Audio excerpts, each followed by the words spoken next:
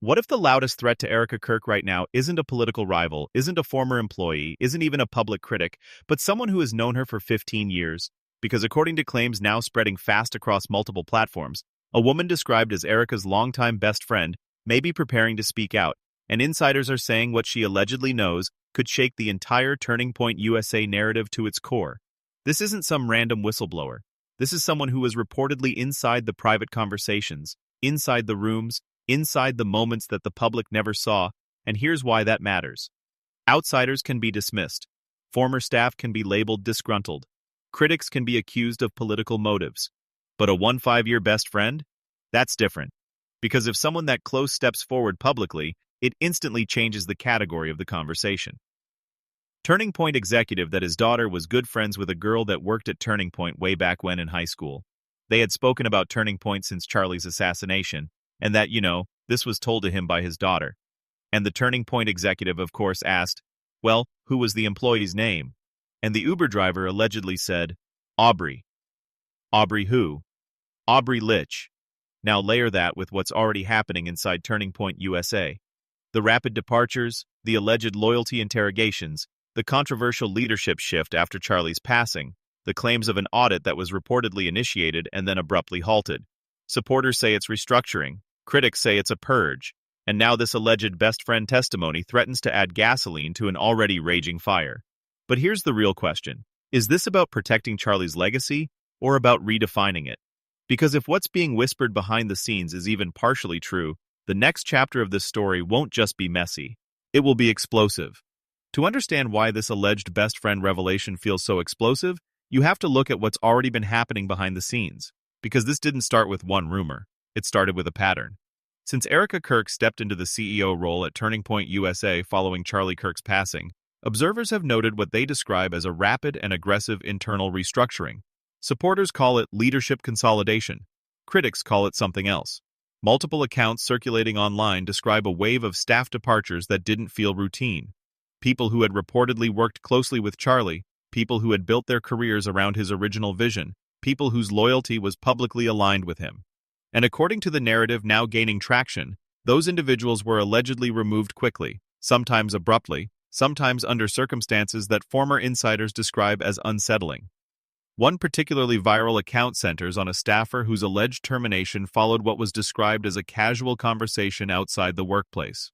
Again, these are circulating claims, not verified findings. But here's why they matter. Because perception is shaping reality right now. There are also accounts of loyalty questioning sessions described by some commentators as intense internal meetings where employees were reportedly asked to clarify where their allegiance stood. Supporters argue that in times of crisis, strong leadership demands alignment. Critics argue that alignment shouldn't require interrogation. And then there's the most sensitive layer, the audit. According to multiple discussions online, Charlie had reportedly initiated a financial review process before his death, and critics claim that the process was paused or discontinued shortly after leadership transitioned. There has been no public documentation confirming wrongdoing tied to that review. But in situations like this, the existence of a halted process becomes its own controversy, because when something begins and then stops, people ask why. Now add one more element, a shift in tone.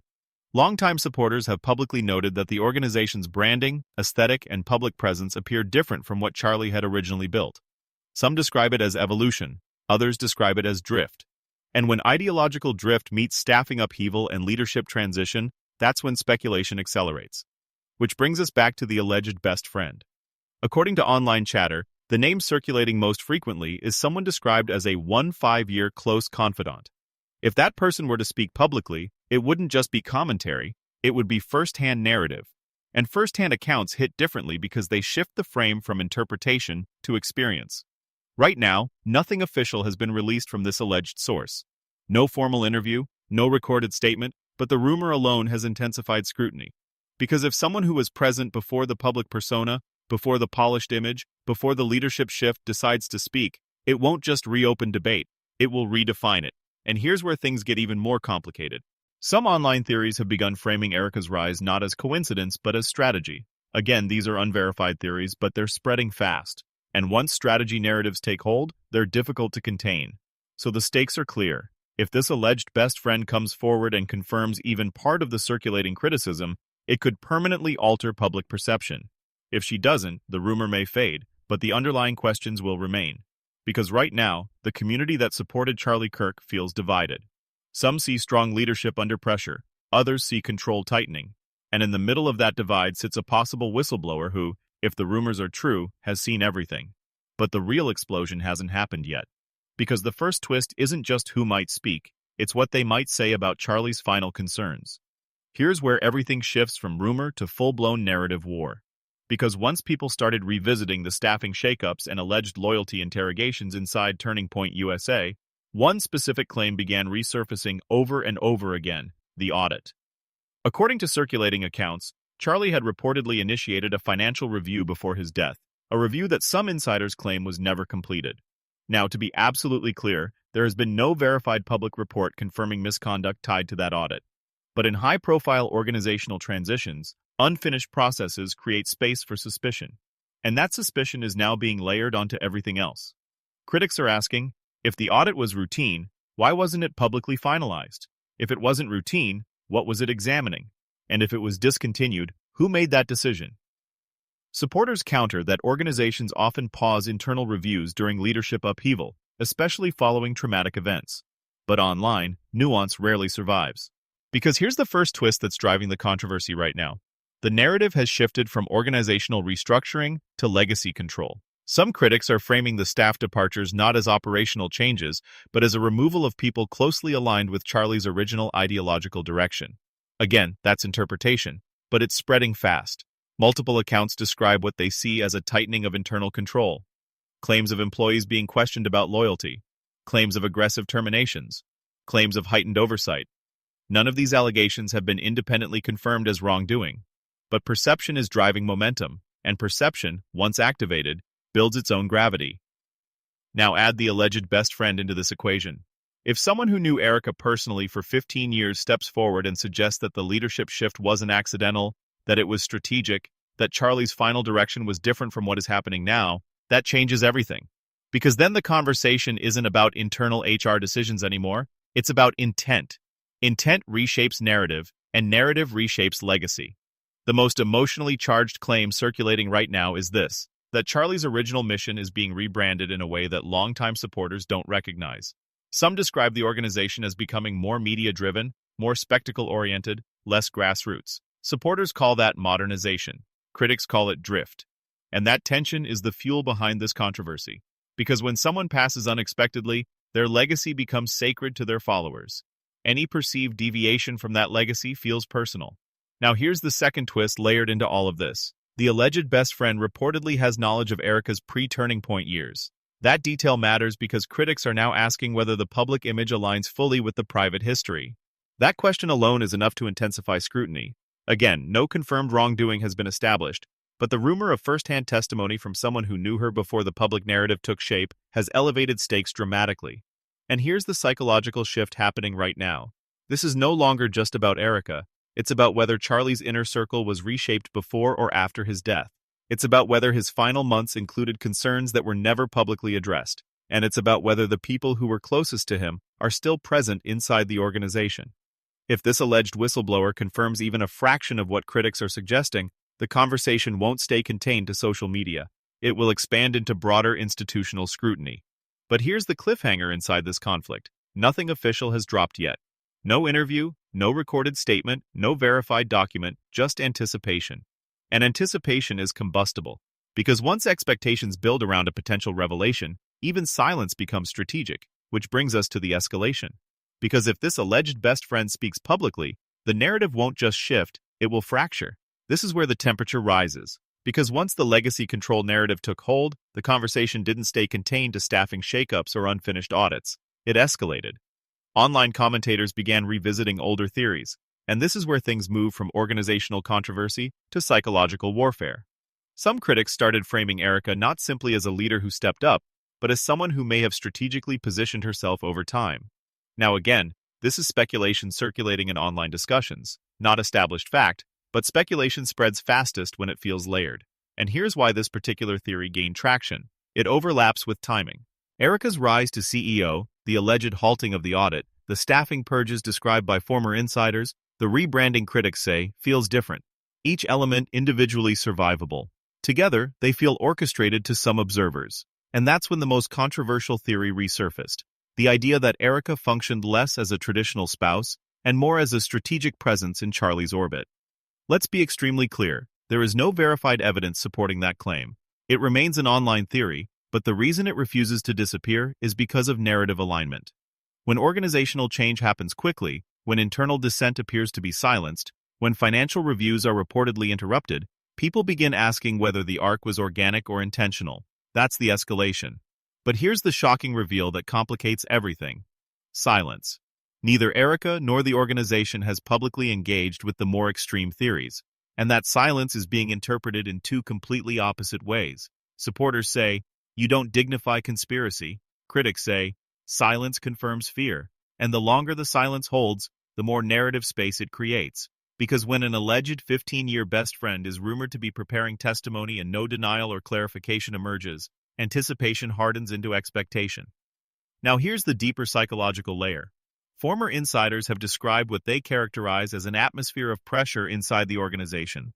Claims of loyalty questioning, claims of aggressive terminations, claims of heightened monitoring. Again, these are allegations, not proven misconduct, but perception matters. And if employees feel watched or filtered, even if that perception is exaggerated, it feeds a broader fear narrative. Fear narratives are powerful because they suggest something is being protected, and protection implies vulnerability, which leads to the most explosive question circulating right now. What exactly are critics afraid will come out? Is it financial transparency? Is it ideological direction? Is it internal conflict that was never meant to be public? Or is it simply grief-driven chaos being misinterpreted as strategy? That's the fork in the road. Because if the alleged best friend speaks and confirms that Erika's leadership shift was simply decisive under pressure, the theory spiral collapses. But if she confirms even one detail that aligns with critics' suspicions, the handler theory, which is currently fringe, could suddenly feel mainstream. And once a fringe theory crosses into mainstream discourse, it doesn't retreat easily. Right now, this situation is balanced on a knife's edge. On one side, restructuring under trauma.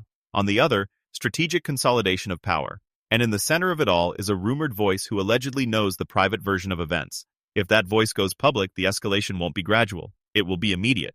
But the most explosive outcome might not be what she says. It might be who responds afterward. Because if high-profile figures from Charlie's original circle begin choosing sides, this stops being an internal debate. It becomes a public fracture.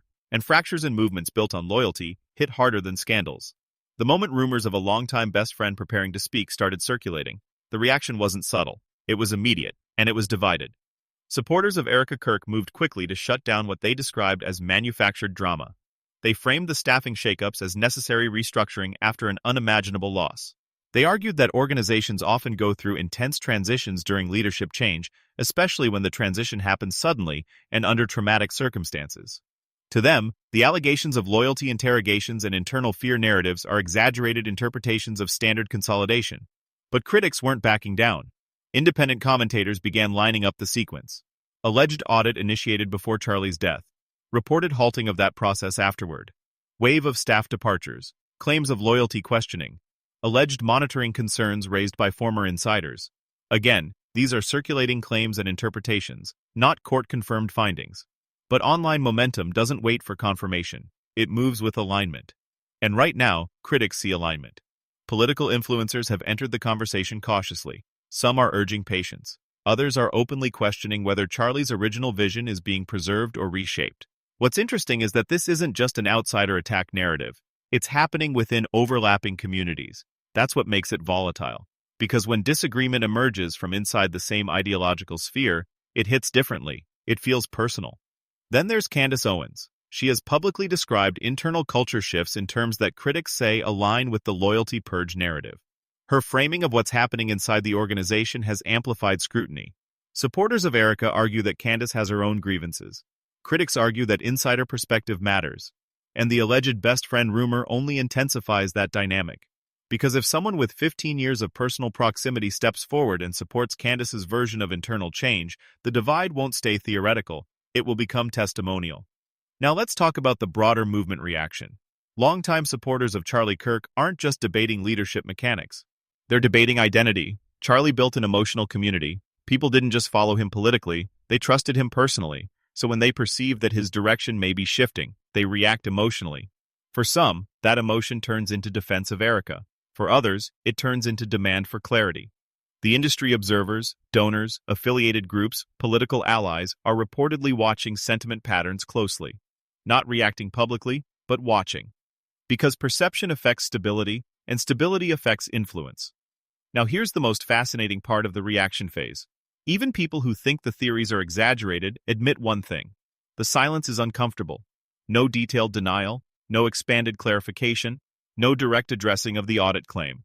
Supporters say responding would legitimize fringe narratives. Critics say silence allows narrative to metastasize. And that tension is exactly why this story hasn't faded. Because unresolved stories linger. They evolve.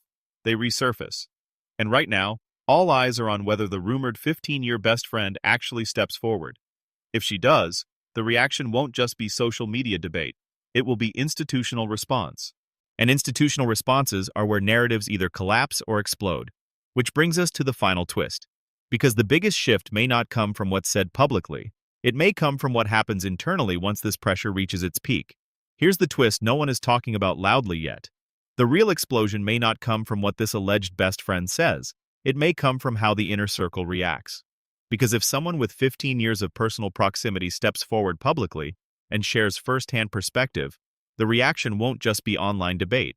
It will force alignment inside the organization, inside the movement, inside Charlie's original network. And forced alignment reveals fractures.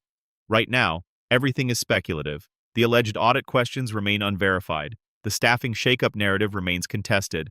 The loyalty questioning claims are interpretations from former insiders. But testimony changes tone.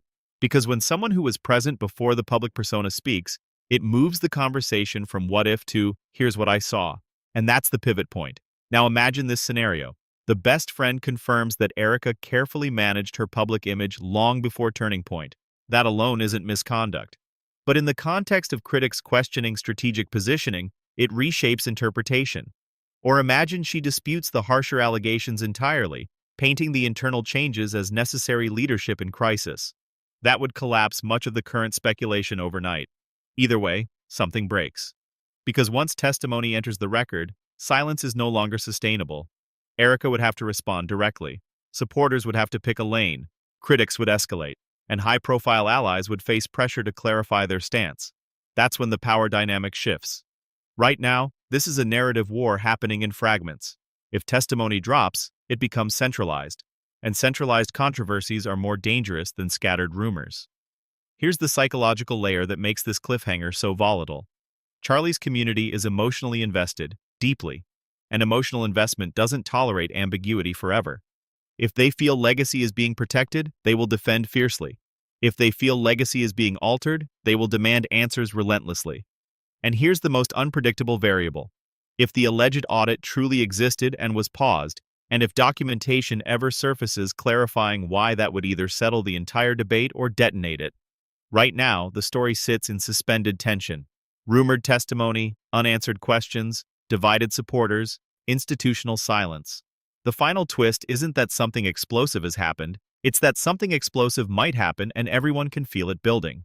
Because when long-term friendships fracture publicly, it signals something crossed the line. People don't risk reputational fallout lightly. If this alleged 5-year friend steps forward, it means she believes the cost of silence is higher than the cost of speaking. And that belief alone changes the stakes. So here's the cliffhanger. Will this rumored testimony ever materialize? Or is the anticipation itself the strategy keeping everyone guessing while internal consolidation continues quietly? Because one thing is certain, if a first-hand account drops, this stops being rumor-driven. It becomes history-defining. And history-defining moments rarely stay controlled. So now it comes down to this. Is this a story about decisive leadership during chaos? Or a story about legacy being reshaped behind closed doors? Because right now, the facts that are confirmed remain limited, and the allegations circulating remain exactly that, allegations. But perception is moving fast. You've seen the sequence being debated. The reported audit, the internal restructuring, the loyalty questioning claims, the rumored 5-year best friend preparing to speak. Some see strength, some see consolidation, some see necessary evolution, others see unanswered questions. So here's what I want to know from you, and be honest. Do you believe this is simply organizational turbulence after tragedy? Or do you think something deeper is happening that hasn't been publicly clarified yet? If the alleged best friend does come forward, what would you need to hear to change your view? Hard documentation? Recorded conversations? Or would personal testimony alone shift your perspective? And here's the bigger question. Should silence in moments like this be interpreted as wisdom or as avoidance? Drop your full thoughts in the comments, not just Team Erica or Team Critics. Break down your reasoning, because the conversation isn't slowing down, it's building. And if any official response drops, if any testimony surfaces, if documentation clarifies the audit narrative, we will cover it immediately. Hit like if you want continued deep breakdowns. Subscribe and turn notifications on so you don't miss the next development.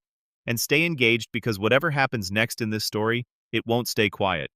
This situation is balanced on anticipation, and anticipation never lasts forever.